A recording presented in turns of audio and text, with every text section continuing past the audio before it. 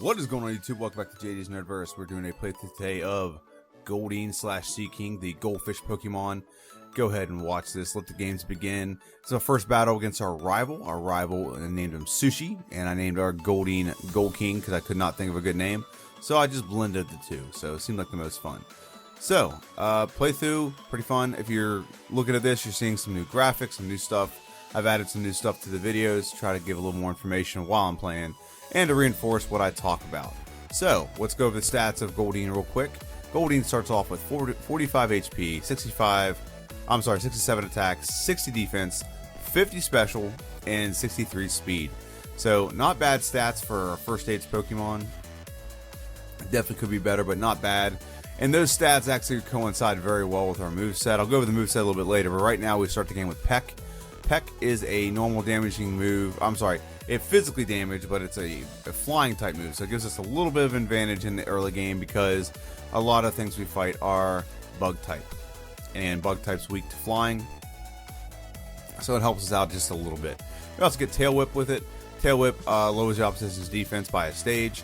And yeah, so it's pretty nice. And it also helps a lot with Brock not having a normal type move. So if it was a normal move, he'd be resisted. But Peck, still not the most powerful move against Brock, but it's better than, a better resisted move and whatnot.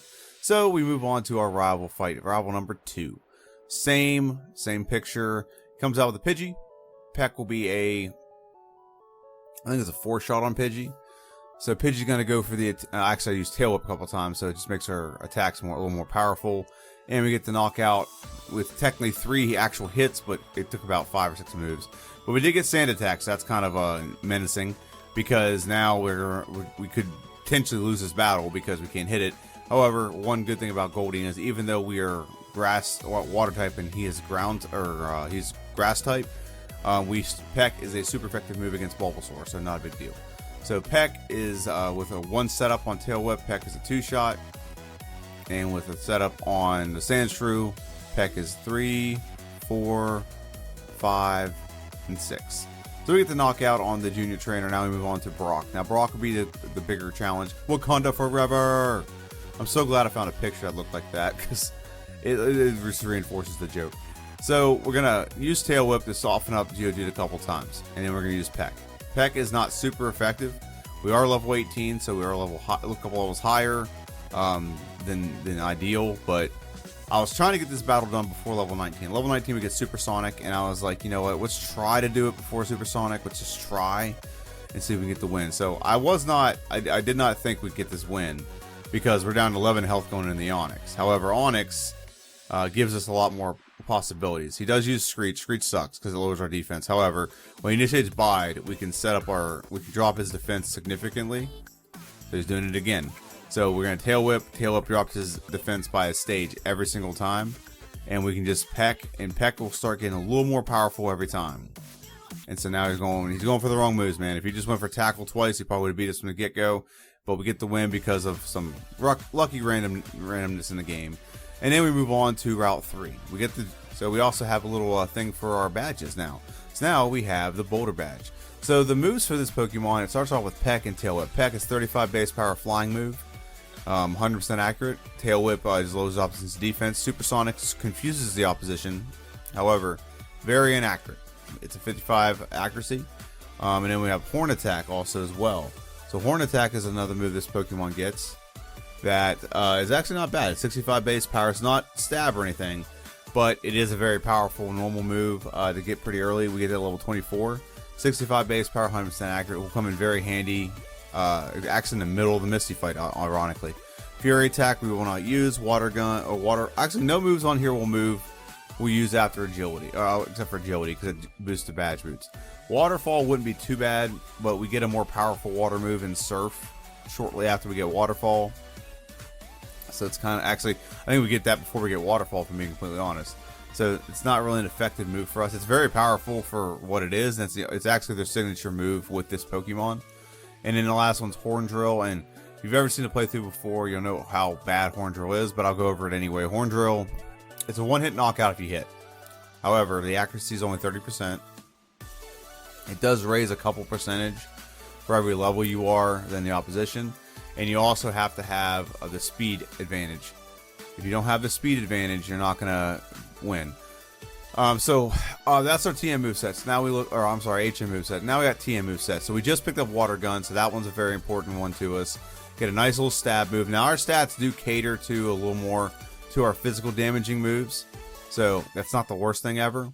But our stats do cater to physical damage because our attack is our highest stat. Okay, so the ones we'll use on here, I'll go over them real quick. Bubble Beam, obviously, we'll use. Ice Beam, Blizzard, Rage and Hyper Beam, no. Mimic, yes, and then Swift, and then Surf. That's the only moves we'll learn. Actually, we'll do one move, and that's Double Edge. So our end-game moveset, you're probably going to figure it out just by looking at this. It's not very broad, but it does give us a very specific strategy we're going to use to win this game. And here's a Super Duper Nerd. We're going to beat him pretty handily. Water moves are not resisted by electric, so yeah, pretty big damage done there. And we beat the Super Duper Nerd. And we get the Dome Fossil. All hail the Dome Fossil. Alright, we move on. Sorry about that. Then we move on to Misty's Gym. So Misty's Gym doesn't provide too many challenges to us because we have a decent move in Peck. So all of our water Pokemon are not going to use water moves. So this is where Misty has a massive disadvantage against us. This is why Misty's such an easy fight that we're going to have here in a second. So Misty is water type. We are also water type. So she's going to look at us and say, oh, my water moves aren't going to work. I'm not using those. So that relegates her to using strictly Tackle. Okay, now Peck is a better move, and in Horn Attack's even better than Peck. So we get Horn Attack, get rid of Supersonic. There we go, and we get rid of Supersonic, and we use Horn Attack, and Horn Attack's just way better. It's way more powerful. Look how much more damage it does right there. It's like double the damage of Peck. And since Starmie only has like Tackle, we get the win pretty easily. We add and now I can also do this. Woo! The water badge. Okay. And now we move on to our rival. Our rival with Bubble Beam, with Horn Attack, we have enough power points where we don't have to heal very often at all. Bubble Beam has a lot of power points. Horn Attack has 25 power points. It does good damage. Bubble Beam is a one-shot on the Rattata. It's just really opens up our gameplay. Whenever we should have used Peck. It's okay though. And in Horn Attack, it's the knockout. Very good. So we beat our rival pretty handily, and then we move on to the rest of the bridge here. So yeah, this part of the game is just like a big combination of stat experience. I'm actually going to start cutting this part out, so I don't think I have to go over too much here. But what were the struggles with this Pokemon? Well, we did have to get to level 18 to get by Brock. Even though we're water type, we should have got by him almost instantaneously. But we had to grind a little bit because for some reason Goldeen in this generation does not get a water move to start the game. So it doesn't get a water move for a long time. And I'm about to look and see if in future generations Goldeen gets a water move. Okay, so that's the first struggle the Pokemon has. After that, I don't really think this Pokemon had any struggles. I don't really think it did. So in the future generations, yeah, it gets even worse.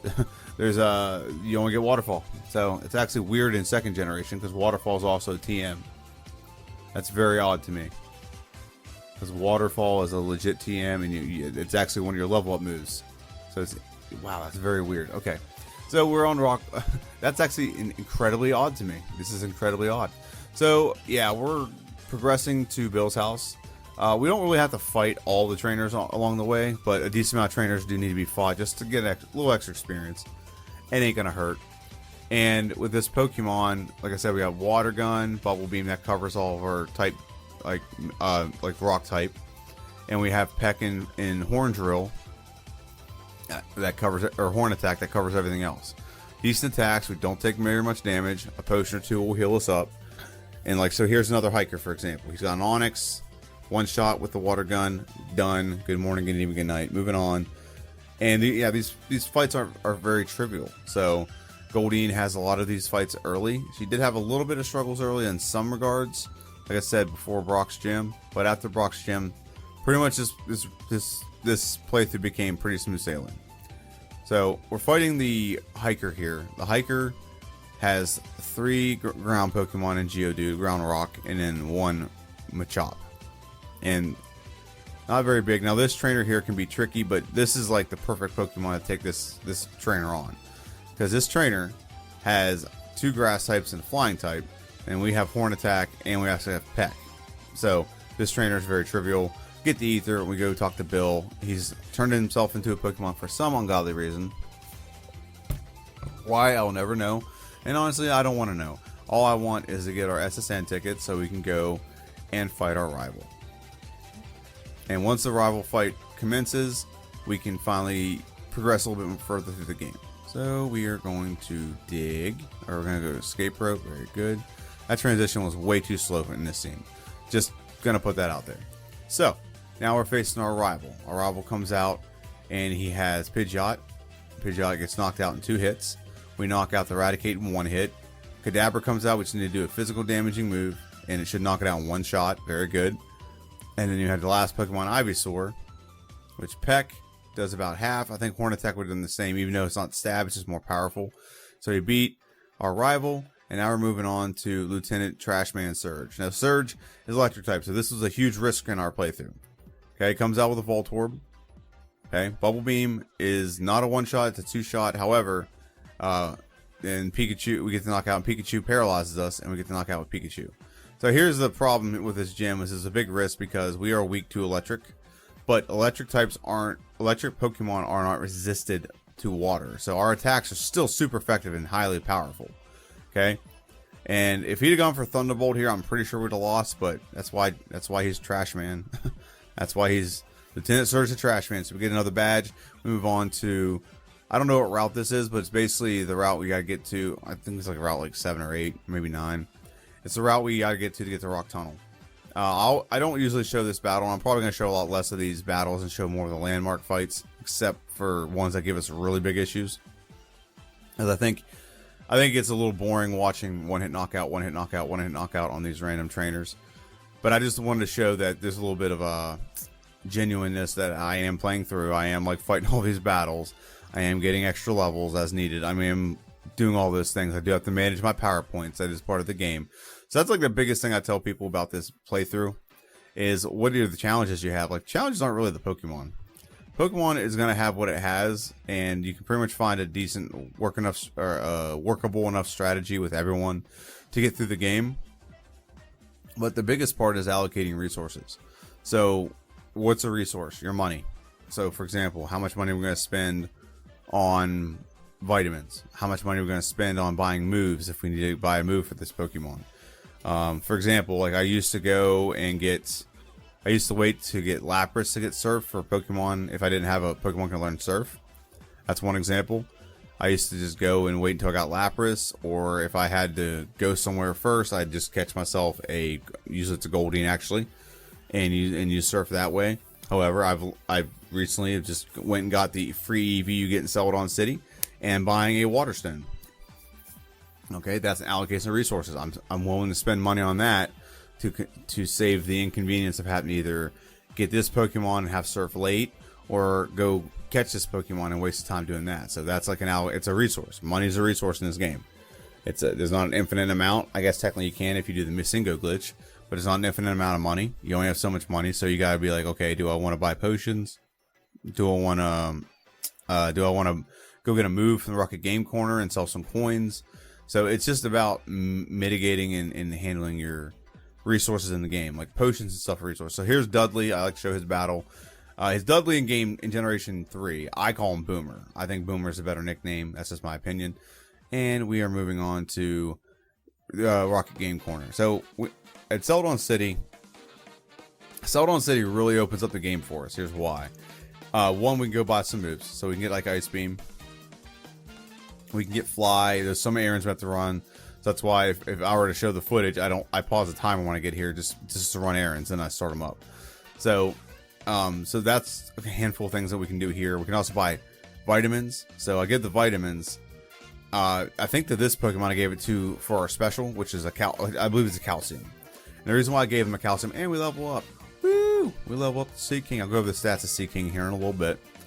But the reason why you want to give vitamins is the vitamins make it so like your stats actually get a higher boost when you level up. So that's what you want to do here. It gives you a little bit of advantage. So when we level up to Seaking, our stats go to 80 HP, 92 attack, 65 defense, 80 special, and 68 speed. So that's just generalized. So we can do some things to mitigate that, like make our special higher, so on and so forth. With this Pokemon and this typing, special should be higher than attack. This is one of the rare Pokemon where it's the opposite. Not a big deal because the move she gets, it synergizes as well, so I'm not upset about that. However, late game, a lot of things need more special damage done to them rather than like, you know, normal damage, like physical damage. So this is about like figuring out what the best strategy for each Pokemon, and then using your vitamins accordingly. So that's like one of your resources. And the other thing about this Pokemon that I talk about, and I'll go this quick before the graphic goes away, is a thing called stat variance. So I think this is a big way to indicate whether Pokemon's going to have some massive weaknesses or not. So if you look at the highest stat we have, which is attack, which is 92, the lowest stat we have is defense. So by that metric, there's a stat variance there of not quite 30, it's like 27. So that's not a bad stat variance. That means there's not a glaring weakness with this Pokemon unless you talk about the moveset, unless the moveset's there. So there's not a glaring over-the-top weakness with this Pokemon. That's what stat variance shows. So now we're moving on to Giovanni. Giovanni is a pushover in this game. We have water moves. He has a rock Pokemon. These are one hit, except for the Kangaskhan. Kangaskhan's normal type, not rock. So 2-hit knockout on Giovanni. Such a pushover, but he has a nice suit. I'll give him that. Him and his Widow's Peak. Now we move on to our 5th rival fight. We have Ice Beam, so Ice Beam's a one-shot on the Pidgeotto. So there's a 1-1-shot. Gyarados is up, and it's not a one-shot, but you get 2 with Ice Beam. Very good. Growlithe comes out, and Growlithe uses a Bubble Beam to knock it out in one shot. Kadabra is also going to be a one-shot because that's very low defense. Very good. And we also have Ivysaur comes out. Ice Beam is a one-shot. And we move on to Erica's Gym. So Erica's Gym, again, you don't want to do it right away. That's why we went ahead and did Rocket Game Corner. We went and did Pokemon Tower, because we don't want to be in a situation where we're going to lose to her. We don't want to. We're not going to, but we don't want to as well. So Erica's a grass type. We are water, so that means we are weak to Erica. So we should have massive issues with this gym. However, 1, we are kind of higher level. 2, we actually have some really good moves. So we still have Peck if we need to. We also have Ice Beam. Both of those things are super effective, and her Pokemon are weak to it. Okay? So we're in here just collecting. The benefit in here is there's a really high amount of trainers in here, and you can get a lot of experience very quickly. So here's me taking my time managing my power points. So I realize, okay, do I want to use, so there's Waterfall, we're going to skip over it. Do I want to use Ice Beam and just make these battles very trivial, or do I want to use Peck? But the downside of that is you can get paralyzed if you're not doing the one-hit knockout. So that's really just a trade-off. And then I realized I have a couple Ethers, so it wouldn't be too bad to just use an Ether and just keep using the most powerful attack you got.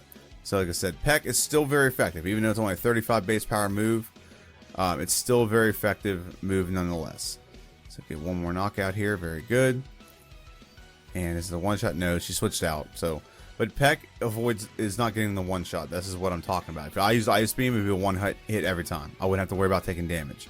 So that's another thing in this game is, like I said, your resources. What are your resources? Money. Another resource is power points. Some Pokemon don't get to get moves. They don't get a lot of moves, so they don't have a lot of ability to take on a lot of things. Like, you have to go back and heal often to replenish movesets. Like, Bulbasaur was an example of Pokemon that had horrible power points that had to manage throughout the game. So now we're on to Erica. So Erica is the grass gym leader. And do we knock out in one shot? We do knock out one shot. And we move on level on Tangela. Ice Beam is a one shot as well. And as Ice Beam one shot on the Vileplume, it is a one shot on the Vileplume.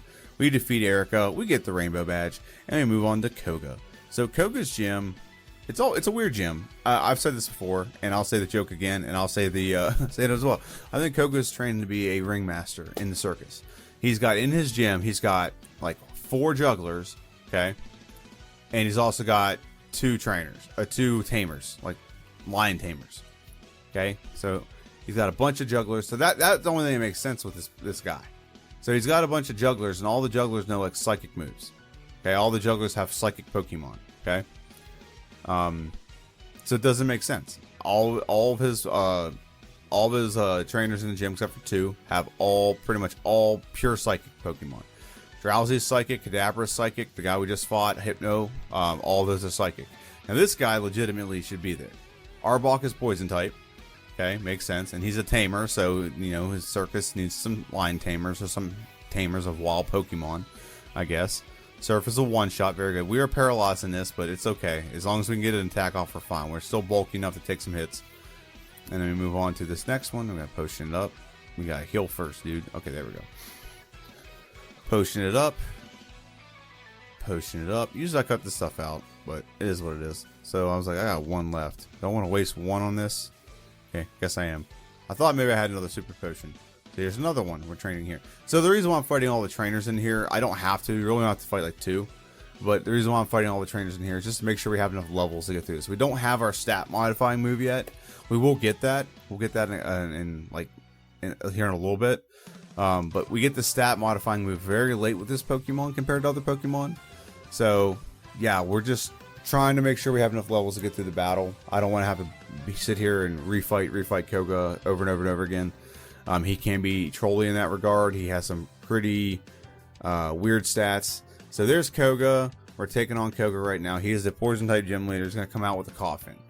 Is Coughing going to be a one-shot with my super effective stat, or not stat move, but super effective Ice Beam? It got a critical hit, so that's why I took it out.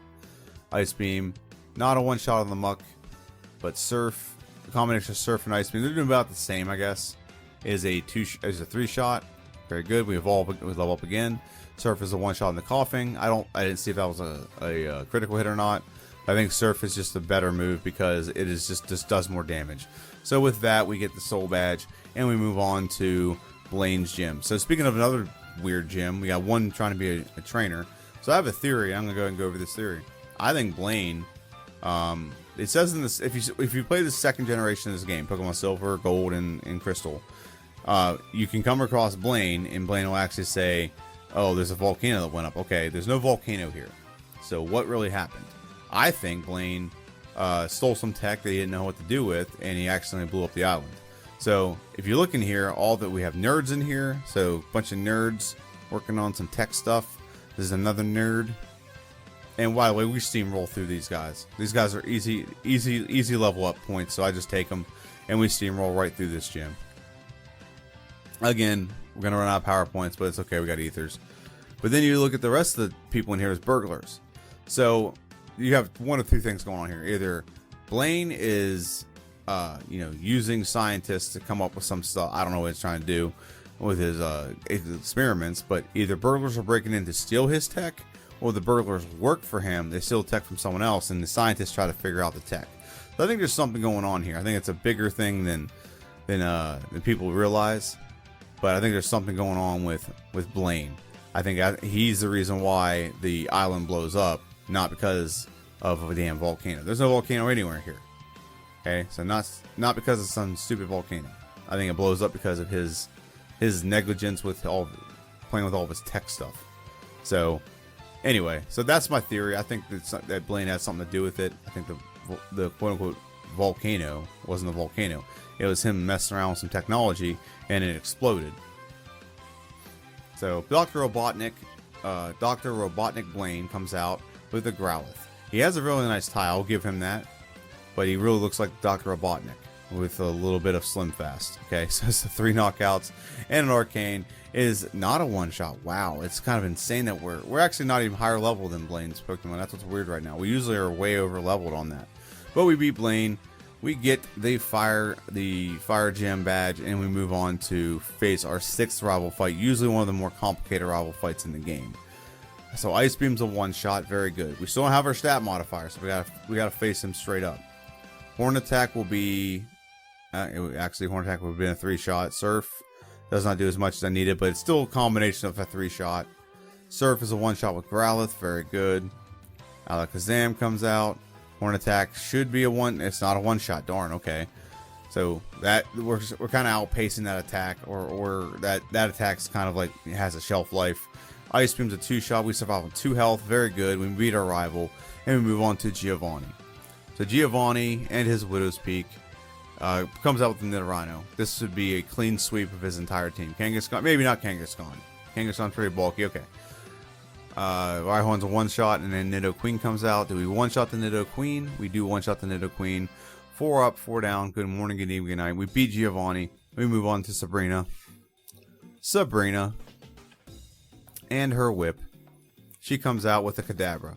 Now we don't have we have double edge. We've added double edge to have a more physical damaging move than Horn Attack. Double edge again. So we knock out the Mr. Mime. Now I did not think in my wildest dreams that the stone wall in this fight would have been Venomoth. But Venomoth paralyzes us, so we don't have attack priority, and then she also confuses us. So we actually get knocked out here. I was like, what? We lose to Sabrina? Even though she has a whip and she's gorgeous, we should not lose to Sabrina. Okay, so Kadabra comes back out. You got one on me, Sabrina. I'll give you that one. I'll give you that. Okay, Mr. Mime is a one-shot. Very good. So I'm like, okay, well, this is a bug flying, so let's try Ice Beam. Like, what? And we get paralyzed again. But Ice Beam gets knocked out instead of us getting confused 9 times. And we're paralyzed. Double Edge will be a 2-shot. We just gotta get the second attack in. It doesn't really do much to us, so I'm not too worried about it. But we beat Sabrina. We get her badge. We move on to Giovanni. Giovanni it's the final Giovanni fight. It's the downfall of the Giovanni. Him and his Widow's Peak. Surf will be a 1-shot on the Rhyhorn. Now we're out of Surfs. Ice Beam is a good backup plan. Very good. Get the knockout. Nidoqueen gets the knockout as well. And then Nidoking comes out. Is it a knockout? It is. So we clean sweep his entire team with Ice Beam and Surf. We beat Giovanni. And now we're going to face our rival. Now we actually have to face our rival twice. And I'll go over why here in a second. And we get the last badge. Very good. Hey. So here's why. Alright, so Pidgeot comes out. We don't have our stat modifier yet, so keep that in mind. This is why I gotta fight him twice. Ice Beam, 1-hit knockout, very good. Surf, 1-hit knockout, very good. Gyarados is not gonna be a 1-hit knockout. That's not gonna do too much damage at all. Horn Attack gets a critical, I think, and does it in 3 hits. But we still take a decent amount of damage. Now here's where the problem comes in. Alakazam's gonna come out, he's gonna outspeed, and Horn Attack is not gonna be a 1-shot. Maybe Double Edge would have been, and I get knocked out with a critical hit here. So I leave, go fight Cobra Kai, and go fight one battle, I think it's one battle, in Cinnabar Island to get all the way up to level 54. Okay? So level 54 we get Agility. Agility will fix the problems with this battle outright. So we set up Agility, 2, 3, I don't care if it attacks us, it doesn't do that much damage. Okay, Ice Beam's a 1-shot on the Pidgeot, so that doesn't change. Rhyhorn is going to be, so I'm going to look at the stats right now.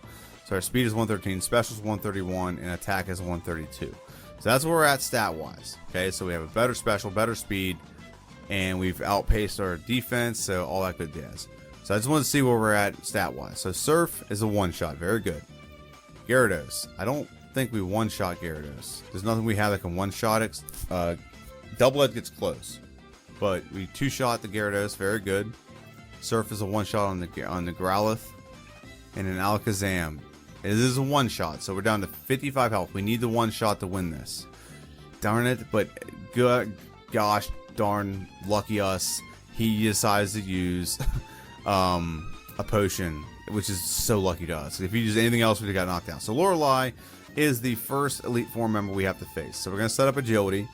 Nothing they has can be super effective unless, you know, we get frozen on Aurora Beam or something. But nothing that Lorelei has right now can Dugong has right now that can do a lot to us. So she puts herself to sleep to heal, and then we get the knockout. And now that Agility is set up, we should be able to, I don't know if we're going to clean sweep 1-shot through this entire team. We should beat the entire team right now. Slowbro comes out. Surf is almost a 1, or you know, more than half. She does Growl, which I hate, but it is what it is. Surf is a 1-shot with Jinx, very good. And then Lapras comes out. Lapras, Surf is not a 1-shot. Body Slam does nothing to us. Our defense is through the roof, and Surf is basically a 2-shot. So we beat Lorelei. We move on to Bruno. We don't talk about Bruno very much because Bruno's kind of garbage. Okay. What I will do with Bruno though is I will heal, and his graphic sucks. It wouldn't take. I had to like really make it Bruno very small, and he looks very small compared to everyone else to get him to fit in that spot. Well, I'm talking over the battle. 1-shot on the Onix, 1-shot Hitmonchan, 1-shot on the Hitmonlee. Onyx has horrible special, and fighting type Pokemon usually have bad special too. So that's why these hits are just like one-shotting everything. Okay, I also didn't set up, so that's also part of it. If I set up, that might be a different discussion. So now we're facing Agatha. Agatha with her Agatha Lottery. So what we're gonna do is we're gonna take Mimic, and we're gonna teach Mimic over top of Ice Beam. We're gonna move Ice Beam anyway for Lance. So it wasn't a big down. I was like, what? You're gonna move Ice Beam? Yeah, I am. Because the strategy, and this is kind of the benefit that Goldeen has about with playing through after Horsey, is I saw that Horsey was going to have problems getting through. No matter how much we badge boosted, it wouldn't help. So what we're going to do instead is we're going to have Mimic. We're going to Mimic Hypnosis, okay? And we're getting confused here, which is awesome. But we're going to Mimic Hypnosis. We get the Hypnosis set up. We're going to start setting up some agilities to help boost our stats. Very good. And one more. And Surf is not going to be a one-shot. So I decided, you know what, I'm not going to risk it. The Agatha Lottery, where she can poison me, paralyze me, put me to sleep, confuse me. I'm not going to risk it. I'm just going to go for the... I'm just going to risk it. I'm not going to risk it. I'm just going to go set up, be as powerful as I can, then we'll sweep her entire team. So we're one-shotting... we didn't one-shot the Gengar, but we did one-shot the Golbat, the Haunter, and the Arbok. And then we two-shot the last Gengar. So we beat Agatha. And we're actually, looking at the time, we're actually doing very well in this playthrough. It's going to get, we're looking at potentially an under an hour and 20-minute run, which is good. Because, like, the 3 Pokemon I'm playing through that are water type in sequence are Horsey, Goldeen, and Staryu. So Staryu is my next one. And as much as I hate to give any spoilers, I have not played it yet. So I'm doing this recording on 7/13, so July 13th at 5:28 a.m. So that's why I'm doing this voiceover. So we're going to watch this on 7/14 is when it comes out. I have not started the Staryu playthrough because I've been having issues with my mouth being dry, and I haven't been able to do a voiceover without my lips smacking a lot because I'm diabetic, so I have dry mouth. But we have Lance comes out. Oh, I'm sorry, Bling. Yeah, Lance. Lance comes out. So setting up agility. He does some Leers, which also boosts our attack stat, and a Blizzard does not one-shot him. So we just wasted a Blizzard. Double Edge does about the same. We take a little bit of damage. So he did 2 Leers and I did 3 agility. So our stats should be off the wazoo right now. Off the wazoo. Okay. Knockout, knockout. Knockout again. Do we one-shot the Dragonite? I'm pretty sure we one-shot the Dragonite. We one-shot the Dragonite. We win. So what I was saying is, what was I saying? So Staryu, I think, is going to be better with the 3 of them. So each of them, the first one, from the first one to the second one, got progressively better. About a good 10-minute difference. Okay. And so I think I have a high expectation for Staryu to get under an hour and 10 minutes. You'll hear more about that on my prediction. But now we're going to go and face our champion. So the champion, okay, I think the champion isn't... I don't think it's going to be that big a deal. Comes out with Pidgeot. Okay, we're water type. He's got really nothing he can do against us. So I'm going for Blizzard for a one-shot. I don't want to set up on him because he'll just attack us. And I also don't want to set up on the Alakazam because Alakazam can attack us as well. I'm going to use Double Edge to knock him out. Very good. What I want to do is set up on the Rhydon. Also, I want Rhydon to potentially use Tail Whip or Leer on me. And here's why. Because he'll give me an extra boost. So there's 3 agilities on my part. Okay. And then Leer is exactly what I wanted. Gave me a little extra boost. I did lose a lot of health. So I'm down 104 health. But it's worth it because it could potentially get me so I can one-shot the Gyarados. I didn't one-shot the Gyarados, but he Leered again, so it just added to my want for more badge boosting. So if I get hit by anything, it's going to do a lot of damage. My defense has been lowered by 2 stages. Okay, Blizzard should be a one-shot on the Venusaur. It is a one-shot on the Venusaur. So now I'm just clicking through like, let's get this under an hour and 20 minutes. Let's do it. Let's do it. Let's click through. Come on, click. Let's get it through under an hour and 20 minutes. Okay, we got all the badges. We beat all the Elite Four members. We beat the champ. Now all we do is get the time. Okay, Goldeen comes in. 69. Nice. And we get the win. We finish the game at 1 hour, 19 minutes, and 46 seconds. So very impressed with this Pokemon. I think if it just had a bubble or something early, we could have got this under an hour and 10 minutes easily. So we spent a decent amount of time early. So what do I think of this Pokemon? Well, like I said, solid. There's no real glaring weakness. Maybe not. Maybe there's not a lot of move diversity. But here's the thing: its move diversity with this Pokemon is way better than Horsey. I think that's what the difference is. Horsey only had Bubble, so Bubble, you had Bubble early. If you have any fights where something doesn't has pretty high special defense, you're screwed. Okay, like we had to fight our rival with Horsey. I had to deplete pretty much all my power points for Bubble except for like 4, and use a struggle to beat our rival in the second rival fight. With this Pokemon, nope. Just make sure you don't get Sand Attack too much and use Peck. So Peck and Horn Attack are two very big moves of this Pokemon that help you with type coverage early. You still get Water Gun, so that's not a big deal. You still get Water. You get a little later than most, but you still get Water Gun. So you're not having too many struggles early. You just got to get to Water Gun, and then pretty much everything after Water Gun just smooth sailing for the most part. Yeah, that's pretty much it for this Pokemon. I really enjoyed it. I had a good time with it. Goldeen, Seaking, solid Pokemon. I kind of want to play through a Seaking, just Seaking, because Seaking has some pretty interesting things about him, where I think we actually start with a slightly better move pool than we did with Goldeen. So I wonder how that would play through, if it's that much of a bigger deal. Yeah, so we don't actually get anything different. So Goldeen or Seaking has Peck and Tail Whip, just like, but it does get actually no, I'm gonna click that. Okay, I apologize. It actually starts with Supersonic, so that might actually be a slightly different thing, where we could probably beat Brock at level like 15 or 14 with Supersonic, Tail Whip, and Peck, rather than have to wait till later. However, we don't get Horn Attack any later. Horn Attack's still level 24, so yeah, not a lot of differences. The only differences really, I guess, would be higher stats early, so Peck would be more powerful. And then we get Supersonic, so Supersonic can be used to get by Brock without us having to grind to level 18. I did have to grind a little bit to level 18. But all in all, I think this is a very solid playthrough. It's a very solid water Pokemon. I think one of the probably the best water playthrough I'm going to have other than Squirtle is probably coming up with actually, there's a lot of them coming up, but I think as of this moment, I think Staryu is going to blast everyone out of the water except for Squirtle. Yeah, I think Squirtle was one of my fastest runs, still in an hour and 10 minutes. I think Staryu can do that. Now, there's other water Pokemon beyond that I think are going to do better. I think you have Vaporeon, there's Lapras. Gyarados will not be better than any of them, because if you don't know, spoiler alert for how Pokemon works, Magikarp starts off with Splash and nothing else. So you have to deplete all the Splash power points, and then you have to go fight and you struggle, and that's how you can level up. It takes forever. It didn't take as long as I thought with Abra, because Abra only starts the game with Teleport.